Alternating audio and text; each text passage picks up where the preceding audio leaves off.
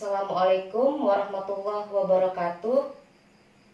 Di video ini saya akan memberikan contoh kalimat positif, negatif, dan kalimat tanya dalam bentuk simple present.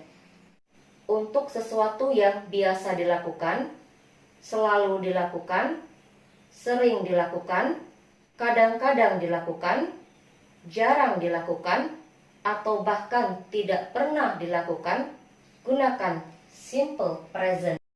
Contoh kalimat positif, negatif, dan kalimat tanya dengan menggunakan kata kerja do.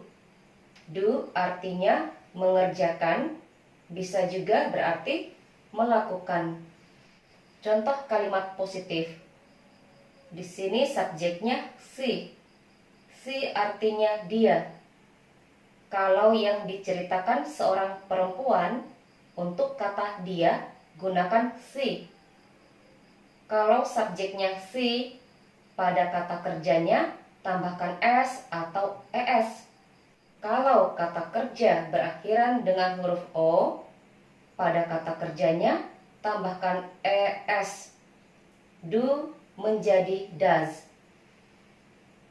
Contoh, she always does her homework. Dia selalu mengerjakan pekerjaan rumahnya. Jadi kalau subjeknya she, pada kata kerjanya tambahkan s atau es.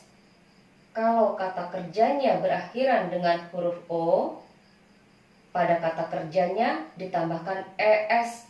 Do menjadi does. Untuk penambahan s atau es hanya berlaku jika subjeknya he, she, atau it.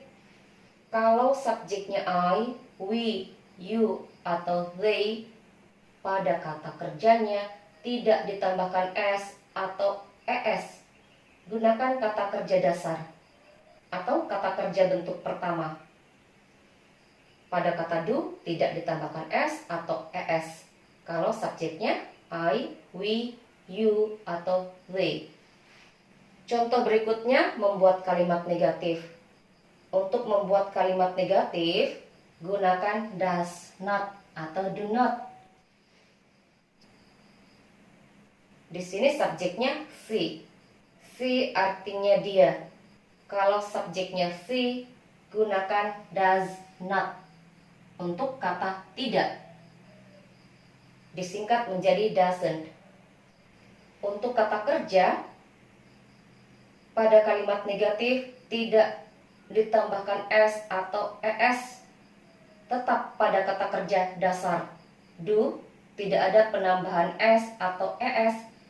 Pada kalimat negatif, apapun subjeknya do, di sini juga tetap do. Contoh, she doesn't always do her homework. Dia tidak selalu mengerjakan pekerjaan rumahnya. Contoh berikutnya kalimat tanya. Untuk membuat kalimat tanya, does atau do posisinya berada di awal pertanyaan. Kalau does atau do berada di awal pertanyaan, artinya apakah? Jawabannya antara yes atau no. Di sini menggunakan does karena subjeknya she.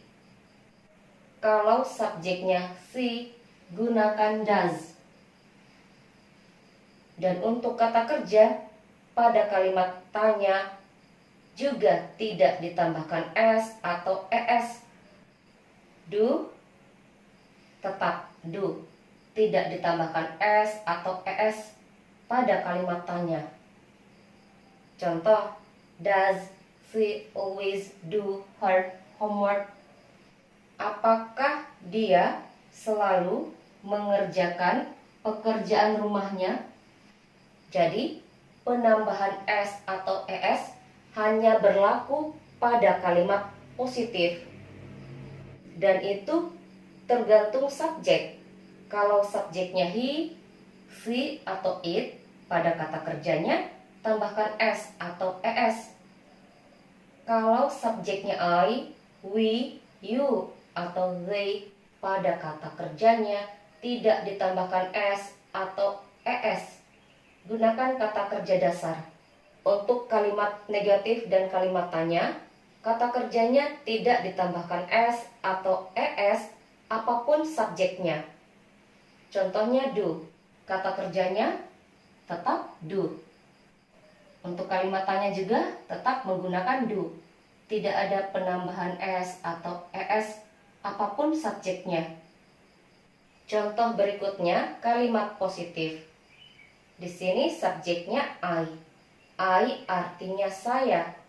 Kalau subjeknya I, pada kata kerjanya tidak ditambahkan s atau es. Contohnya do, tetap menggunakan do. Contoh, I always do my homework. Saya selalu mengerjakan pekerjaan rumahku. Kalau subjeknya I, kata kerjanya tidak ditambahkan s atau es. Tetap menggunakan kata kerja bentuk pertama. Contoh berikutnya kalimat negatif. Di sini subjeknya I. I artinya saya. Kalau subjeknya I, untuk kata tidak gunakan do not atau disingkat menjadi don't. Kalau subjeknya I, pada kalimat negatif gunakan do not atau disingkat menjadi don't. Untuk kata kerja, pada kalimat negatif tidak ditambahkan s atau es apapun subjeknya. Di sini contohnya kata kerjanya do. Pada kalimat negatif tetap menggunakan do, apapun subjeknya.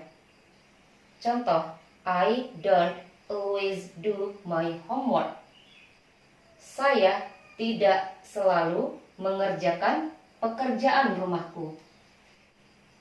Contoh berikutnya kalimat tanya. Untuk membuat kalimat tanya, does atau do berada di awal pertanyaan. Di sini menggunakan do karena subjeknya you. Kalau subjeknya you, gunakan do. Untuk kata kerja, pada kalimat tanya, kata kerjanya juga tidak ditambahkan s atau es. Do, di sini juga tetap menggunakan do. Apapun subjeknya. Contoh, do you always do your homework? Kalau does atau do berada di awal pertanyaan, artinya apakah? Jawabannya antara yes atau no. Apakah kamu selalu mengerjakan pekerjaan rumahmu?